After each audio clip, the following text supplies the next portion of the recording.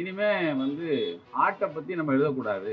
இனிமே இந்த மூஞ்சி நம்ம நக்கீரன்ல வரக்கூடாது. இந்த மூஞ்ச பத்தி நக்கீரன்ல பேரே வரக்கூடாது.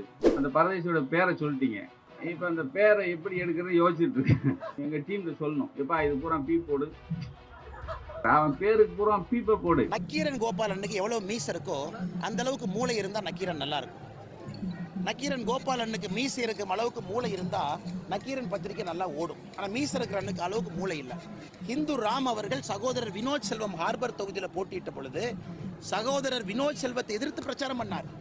ஒரு ஆளுங்கட்சியினுடைய பிரச்சாரத்தை இந்து பத்திரிகையினுடைய அதற்கு முன்பு எடிட்டர் தலைவராக இருந்த ராம் அவர்கள் ஹார்பர் தொகுதியில் போய் உட்கார்ந்து பிரச்சாரம் பண்ணி சகோதரர் வினோத் செல்வத்துக்கு எதிராக போய் பேம்ப்ளெட் எல்லாம் கொடுக்கிறார். இன்னைக்கு அவர் வந்து நடுநிலைமையா போல பேசுறார். தமிழ்நாட்டில் ஆச்சரியம் என்னன்னா, உங்களை போன்று வெயில்ல நின்று நீங்க வாங்குற 10,000 15,000 20,000 சம்பளத்தை நேர்மையா நாணயமா வேலை செஞ்சு நீங்க தூக்குற ஒரு பேக் 4-5 கிலோ வெயில்ல வந்து நின்று நாங்கள் எங்கே இருந்தாலும் கூட அந்த இடத்துல செய்தியை சேகரித்து நீங்கள் என்னை கிரிட்டிசைஸ் பண்ண நாங்கள் ஏற்றுக்கிறோம். உங்களுக்கு முழு தகுதி இருக்குது, உரிமை இருக்குது, நீங்கள் களத்தை பார்க்குறீங்க.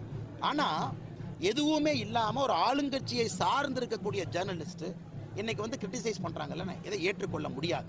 14 பேர் மேடையிலிருந்து பேசுகிறாங்க, அதை கேட்பதற்கு 10 பேர் அந்த கட்சியினுடைய கேமராமேன், அந்தந்த தொலைக்காட்சி கேமராமேன் மொத்தமாக 10 பேர் 40 பேர் சேர்ந்து ஒரு போராட்டம் போடுறாங்க. அதில் நக்கீரன் கோபால் அவர்கள் ரொம்ப தவறாக பேசியிருக்காரு. அதுக்கெல்லாம் நான் வந்து விளக்கம் கொடுக்க போகிறது இல்லைன்னு. அவர் மீசை இருக்கும் அளவுக்கு மூளை இருந்தால் நக்கீரன் பத்திரிகை நல்லா இருக்கும். அதனால தான் இன்னைக்கு தமிழ்நாட்டில் நம்பர் 1 மஞ்சள் பத்திரிகையாக நக்கீரன் இருக்குது. என்ன பண்ணுறது, நம்முடைய சாபக்கேடு நம்ம நாட்டில் இருக்குது.